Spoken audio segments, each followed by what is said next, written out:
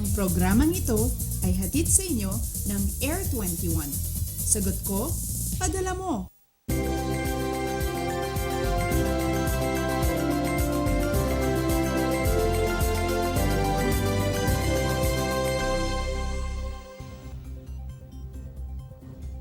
Good morning, Luzon, Visayas at Mindanao. Thank God it's Friday.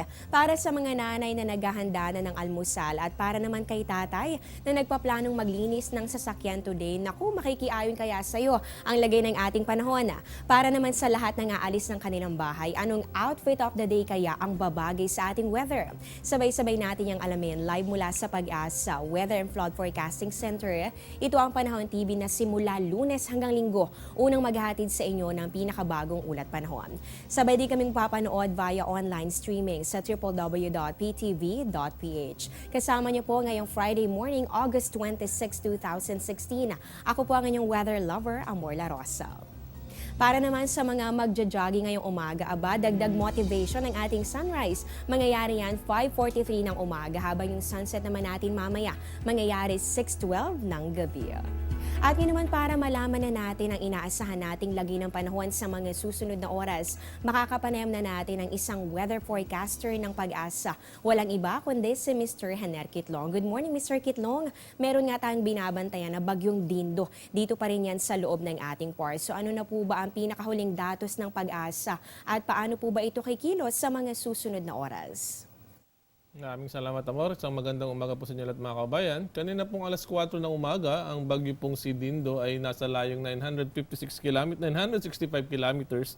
Silangan-hilagang-silangan ng Itbay at Batanes. May kalayuan na po ito sa ating bansa at base po sa analysis na ginawa natin, hindi na po natin inaasahan na lalapit pa o dadaan sa kalupaan sa ating bansa. Ibig sabihin po, wala po itong epekto sa ating bansa. Ito po ay kumikilos silangan-hilagang-silangan na may bilis na 7 km bawat oras. Medyo may kabagalan po yan at kung hindi po magbabago itong bilis at galaw ng bagyong si Dindo, inaasahan po na Sabado po ng gabi ay makakalabas na po ito sa Philippine Area of Responsibility. Patungo po ito sa southern part ng Japan.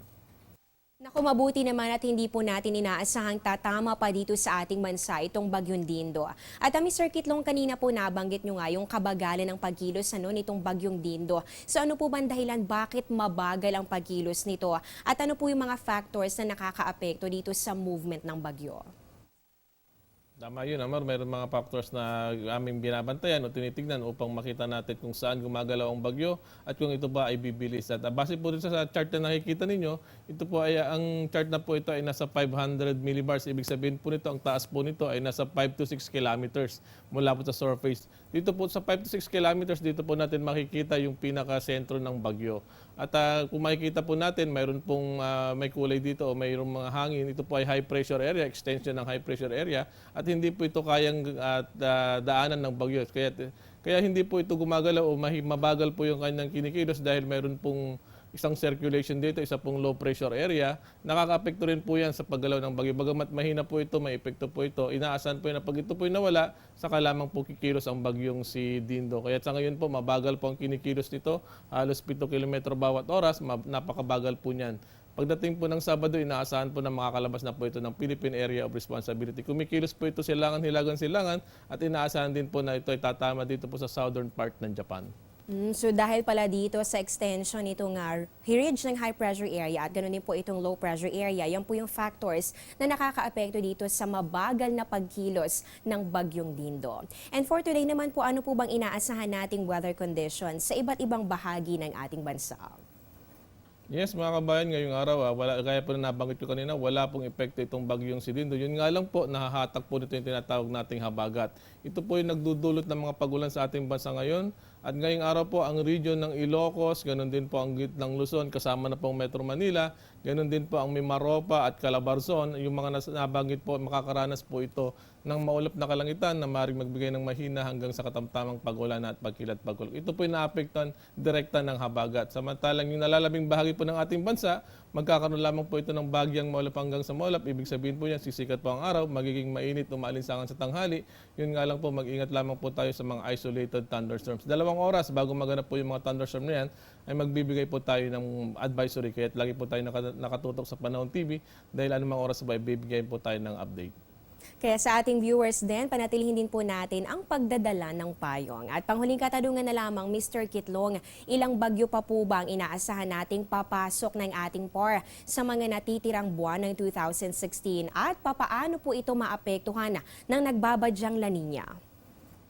Well, base po sa pag-aaral na ginawa ng ating mga kasama sa Climate Data Section sa pangunguna po ni Ma'am Ana Solis, na pagtanto po nila na pagdating po ng September, mga 2 o 4 pa ho ang maaaring makaapekto sa ating bansa. Pagdating naman po ng October, mga 1 o 3, at sa November naman po mga 1 o 3. Ganun din po sa November, mga 1 o 3, sa December naman po mga 1 o 2. Ito pong yung maximum po, yung 4, 3 at 2. Ito po ay, yung computation po nila rito ay kasama na po yung La Nina. Unang-una po, pag binanggit po natin yung La Nina, ito po ay ang ibig sabihin po ng La Nina, mas mababa po ang temperatura sa normal temperature dito po sa Pacific Ocean, at least mga 5 degrees Celsius po yan.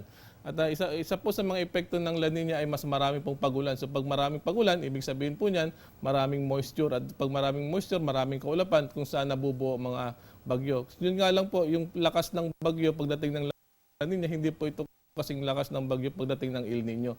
Dahil sa El Nino po, medyo mainit ang dagat. So pag mainit ang dagat, mabilis lumakas ang bagyo. Pero pag sa La Nina naman po, malamig ang temperatura ng dagat, kaya hindi naman po ganun lumalakas ang bagyo. Yun nga lang po, dumadami po, naapektuhan po ang bagyo, dumadami po ito at maraming ulan na binibigay. Ayan, marami-raming bagyo pa pala ang ating babantayan sa mga susunod na buwan, kaya tutok lamang sa Panahon TV. Maraming salamat po, Mr. Hener Kitlong, sa ibinahagi impormasyon tungkol sa lagay ng ating panahon. Nakapanayan po natin ang isang weather forecaster ng Pag-asa. Umpisa pa lang yan, magbabalik pa ang Panahon TV pagkatapos ng ilang mga paalala.